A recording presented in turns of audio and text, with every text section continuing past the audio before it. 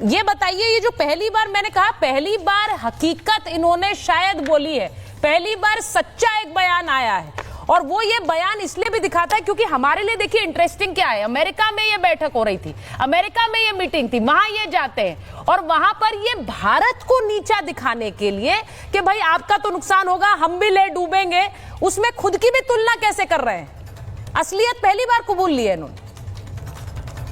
देखिए, मुझे लगता है कि सबसे बड़ा सवाल USA, United states of America पर है। यस।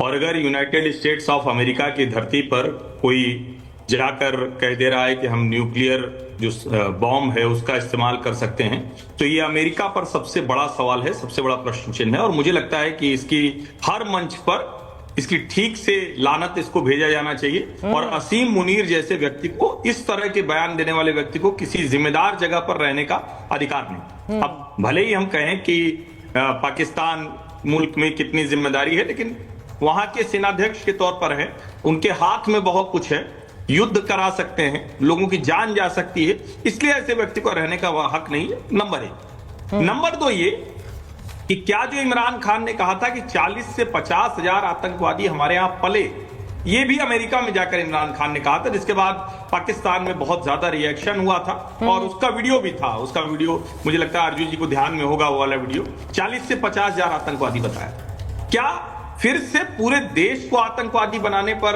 अमेरिका काम कर रहा है? हाँ। और डोनाल्ड ट्रंप जो कुछ कह रहे हैं वो असीम मुनीर उसी स्क्रिप्ट पर काम कर रहे हैं। अब तीसरी बड़ी चिंता की बात है, जो चिंता इसलिए पड़ जाती है कि जब कोई ये कहने लगे कि अरे मेरा क्या कर लोगे। हाँ। कब कहता है? वो तब कहता है जब उसके पास कुछ बचता नहीं है। जैसे शब्दावली पे मत जाइएगा, लेकिन जैसे हमारे यहाँ एक कहावत कही जाती है ना कि नंगा नहाएगा क्या, निचोड़ेगा क्या। इसका मतलब है कि जब उसके पास कुछ है ही नहीं तो आप उसका क्या बिगाड़ लो। क्या पाकिस्तान उस हालात में पहुंच गया है? क्या वो एक्सप्लोड करने की स्थिति में पहुंच गया है? क्या वो सुसाइड बॉम्बर हो गया है खुद के लिए? क्योंकि अगर वो कह रहा है कि हम आधी दुनिया को मार देंगे, आधी दुनिया को तबाह कर देंगे, आधी दुनिया को हम खत्म कर सकते हैं, ले डूबेंगे, तो मैं फिर कह रहा हूं कि हमारी नो फर्स्ट यूज पॉलिसी है, ये रहेगी। लेकिन अगर नो फर्स्ट यूज को हमें खत्म करना पड़ा उस पॉलिसी को, तो अटल जी के शब्द याद रखने चाहिए कि हो सकता है कि हमें कुछ थोड़ा बहुत नुकसान हो, लेकिन अगली सुबह पाकिस्तान दुनिया के नक्शे पर नहीं होगा। जाहिर है ये पाकिस्तान को भी पता है, ये अमेरिका को भी पता है, ये ट्रंप को भी पता है। सवाल यहां ये कि ये सब पाकिस्तान करके हासिल क्या करेगा, क्योंकि अब चाइना बड़ा सीरियस है इसको लेकर।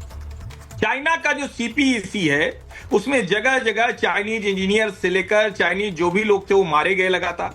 अब अमेरिका भी कई जगहों पर दखल देता हुआ दिख रहा है। ये सामान्य बात नहीं है। अफगानिस्तान से अमेरिका को भागना पड़ा था, सबको तस्वीरें याद होगी कि कैसे हेलीकॉप्टर से रेस्क्यू करके ले जाना पड़ा था जब तालिबान ने फिर से कब्जा किया था। हाँ। क्या अमेरिका ने पाकिस्तान में अपना बेस इतना बड़ा बना लिया है कि अब अमेरिका को वहां स्टेक लगता है? क्या अमेरिका, ये ज्यादा बड़ी चिंता की बात है। मैं भारत के नजरिए से बात कर रहा हूं, वर्ल्ड के नजरिए से बात कर रहा हूं। चाइना को क्या ये लगने लगा है कि अब अमेरिका के हाथ में पाकिस्तान जा रहा है? क्योंकि पिछले कुछ समय से जो जियोपॉलिटिकल इक्वेशंस है वो कुछ बदलती हुई दिख रही है और डेमोक्रेसी के तौर पर अमेरिका के लिए भी ये चिंता की बात है। अमेरिका में जो भी लोग डेमोक्रेसी को लेकर कंसर्न रखते हैं उनको यह सोचना चाहिए। जहां तक भारत की बात है, हमारी तैयारी पूरी है। हमारे जो उपेंद्र द्विवेदी का बयान है वो बहुत Exactly. कि हम उसके लिए भी तैयार है, अगर युद्ध होगा तो उसके लिए भी तैयार। मुझे लगता है आर्मी चीफ ने जो बयान दिया है वो इनकी इस तरह की गिदड़ भपकियां देखते हुए ही दिया है। और मैं जरा एक बार बताना चाह रही हूँ, G D Bakshi sir, if you can hear me, मैं जरा एक बार बताना चाह रही हूँ कि ये जो इनके फील्ड मार्शल है इन्होंने बयान क्या दिया है। मैं जरा उसको एक बार स्क्रीन पर चला रही हूँ। इन्होंने कहा है कि भारत के बांध पर हम मिसाइल अटैक कर देंगे। चलाइए जरा इसे। सिंधु पर बांध बनाया तो उसे तोड़ देंगे, हम 10 मिसाइल हमले से नष्ट कर देंगे, हमारे पास मिसाइलों की कमी नहीं है। यह भी कह रहे हैं सिंधु नदी भारत की संपत्ति नहीं है। अगर हमें लगा कि हम डूबेंगे, सुनिए जरा क्या कह रहे हैं, अगर हमें लगा कि हम डूबेंगे तो आधी दुनिया को ले डूबेंगे। ये कह रहे हैं ये फील्ड मार्शल। हमें अगर लगा हम डूबेंगे तो हम आधी दुनिया को डुबो देंगे। और इनको कोई गुरेज नहीं है ये अंतर्राष्ट्रीय मंच पर कहने की। अमेरिका पहुंचे हुए थे, वहां पर ये बोल रहे थे कश्मीर भारत का आंतरिक मामला नहीं है और वो कह रहे हैं कि इन्होंने फिर से अपना वही राग अलापा, इसमें कोई नई बात नहीं है, मैं उसमें जाना भी नहीं चाहती, लेकिन इनका बयान देखिए कितना खौफनाक और डराने वाला लगता है।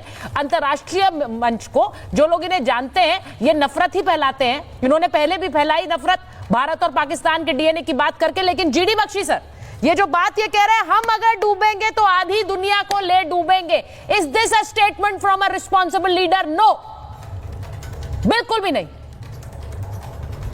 इट इज बहुत इररिस्पॉन्सिबल स्टेटमेंट है, खासकर उस लेवल से जिस पे इनको पहुंचा दिया गया। पहुंचे नहीं है साहब, पहुंचा दिया गया है। फील्ड मार्शल नहीं है, फील्ड मार्शल है। और ये जो एयरफोर्स के इनके चीफ थे बाबर सिद्धू, वो इनसे सीनियर थे, ये इनको मर्च लगी हुई थी, इसलिए इन्होंने अपने आप को प्रमोट कराया फील्ड मार्शल, ताकि एक तो मेरी परमानेंट एक्सटेंशन हो जाए 10-11 साल, जैसे कि जियाउल हक साहब की हुई थी, जैसे कि परवेज मुशर्रफ साहब की हुई थी। हैं, अपनी हवस के लिए इन्होंने लड़ाई करा दी दक्षिण एशिया में, ठीक है। और इनकी थोड़ी प्रॉब्लम पड़ रही थी बाबर सिद्धू के साथ। जो कुछ भी है, ये लड़ाई ज्यादातर एयरफोर्स की लड़ाई थी। आपने क्या किया? सिरस्वा नहीं किया। अगर किसी को मार्शल बनना चाहिए था तो वो बाबर सिद्धू को बनाना चाहिए था, हालांकि पिट गए वो बेचारे बुरी तरह से, ठीक है। लेकिन मार्शल इनको बनाया गया क्योंकि ये जियाउल हक की तरह 11-12 साल का कार्यकाल चाहिए।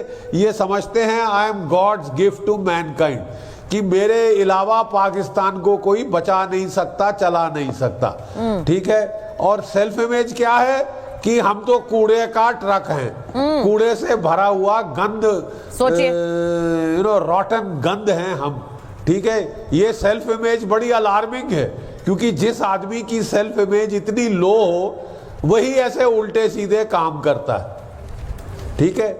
और एक दूसरे देश की सॉइल पे अमेरिका जाके भारत को न्यूक्लियर ऑल आउट अटैक की धमकी देना, जिसमें आप कह रहे हैं ना केवल भारत, आधी दुनिया को आप तबाह कर देंगे। क्या उस आधी दुनिया में अमेरिका भी शामिल है? नंबर 1। नंबर 2, मैं आपसे जानना चाहता हूं, 170 आपके पास वॉरहेड है, और वो जो वॉरहेड है बेटा, वो वॉरहेड में ज्यादातर सब किलोटन वॉरहेड हैं, 1.5 पौए 2 पौए वाले, नासर मिसाइल पे लगाने वाले। उससे दुनिया क्या, उससे तो आसपास के 10 गांव तबाह नहीं होंगे, ठीक है साहब। ये गिदड़ भभकी किसी और को दीजिए। तीसरी बात जी, ये कह रहे हैं कि अगर भारत ने बांध बनाया, मैं 1 मिनट खत्म कर रहा हूं, बोलिए कि अगर भारत ने बांध बनाया तो मैं 10 मिसाइल फायर करके फोड़ दूंगा, ठीक है। मैं आपको याद दिलाना चाहता हूं मुल्ला मुनीर साहब